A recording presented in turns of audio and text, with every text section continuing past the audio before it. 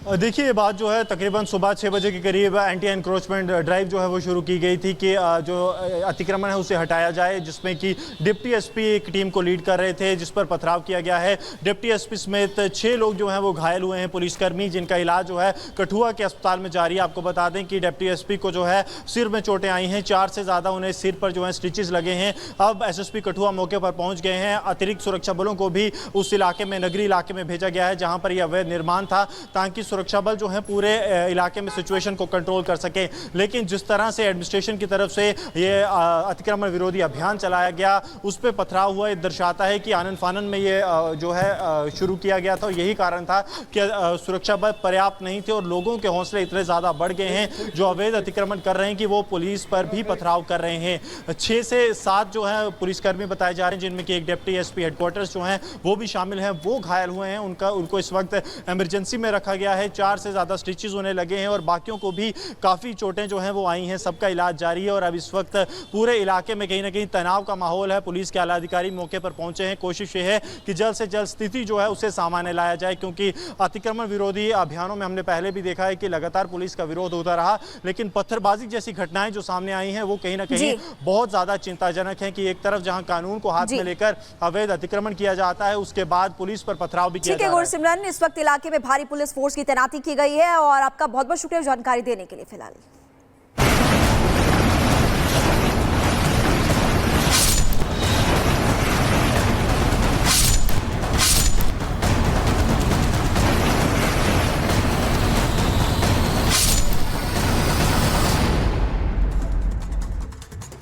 और चलिए बात करेंगे पुलों की जल समाधि की। बिहार से खबर है और आप बखूबी जानते हैं कि पिछले 11 दिनों में 5 पुल ढह गए। कई सवाल खड़े होते, लापरवाही की तस्वीरें भी सामने आ रही है। कोई पुल ऐसे जिनका उद्घाटन होना था, किसी का उद्घाटन हो चुका था। इसलिए देखिए, आपको लगातार तस्वीरें हम दिखा रहे हैं। 5 तस्वीरें आपकी टीवी स्क्रीन पर। बकरा नदी पर जो पुल बना था वो गिर गया।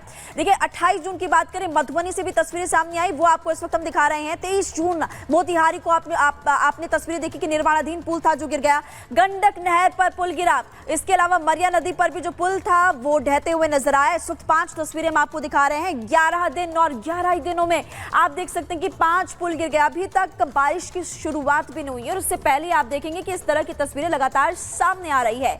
तो ये 5 तस्वीरें आपको लगातार हम दिखा रहे हैं और इन्हीं तस्वीरों को लेकर के हम आपको और ज्यादा जानकारी विस्तार से देते हैं इस रिपोर्ट के जरिए।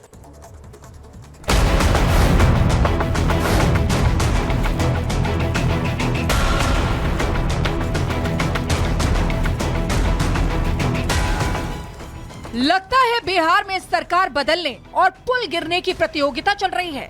अलग राज्य बनने के बाद से बिहार वासियों ने जितनी सरकार नहीं देखी होंगी, शायद उससे ज्यादा पुलों की जल समाधि देख ली होगी। कोई पुल तैयार होकर उद्घाटन के बाद गिर रहा है तो कोई निर्माणाधीन हालत में ही नदी में समा रहा है।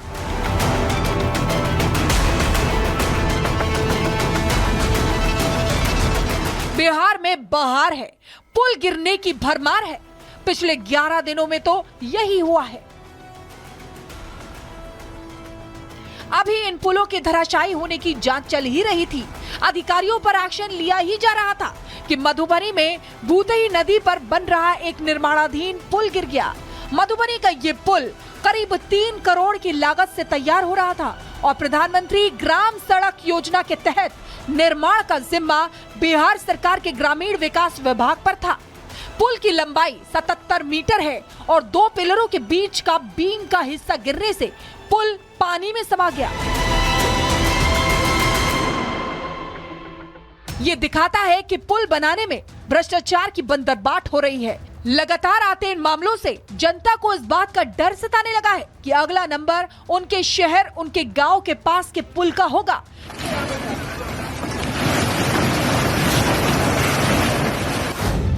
लेकिन सवाल है कि पुल गिरने के बाद सख्त कार्रवाई क्यों नहीं होती? आखिर कब तक जनता के पैसों से खिलवाड़ होता रहेगा? क्यों सिस्टम का मजाक बनाकर रखा गया है? सरकारें बदलती रही मगर पुल गिरने की घटनाएं लगातार सामने आती रही। चाहे जेडीयू आरजेडी की सरकार हो या जेडीयू बीजेपी की सरकार, किसी की भी रही हो, लेकिन जब किसी सरकार में पुल गिरता है तो राजनीतिक रोटियां सेकने वालों की लाइन लग जाती है। मधुबनी में पुल गिरने की घटना पर आरजेडी नेता और पूर्व डिप्टी सीएम तेजस्वी यादव ने चुटकी लेना शुरू कर दिया। सोशल मीडिया एक्स पर पोस्ट करते हुए नीतीश सरकार पर हमलावर हैं।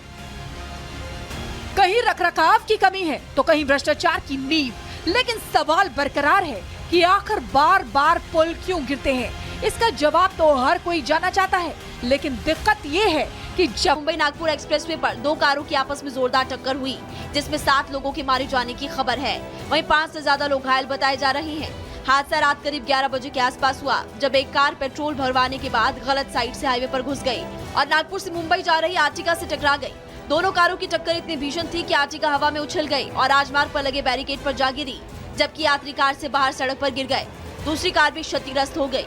हादसे में कार में सवार 7 लोगों की मौके पर ही मौत हो गई। खून से लथपथ शव हाईवे पर पड़े दिखे। हादसे की सूचना मिलते ही जालना पुलिस मौके पर पहुंची। कारों को हटाने के लिए क्रेन को काम पर लगाया गया। वहीं घायलों को इलाज के लिए जिला अस्पताल रेफर किया गया, जहां पर उनका इलाज जारी है। Bureau report, Republic Bharat.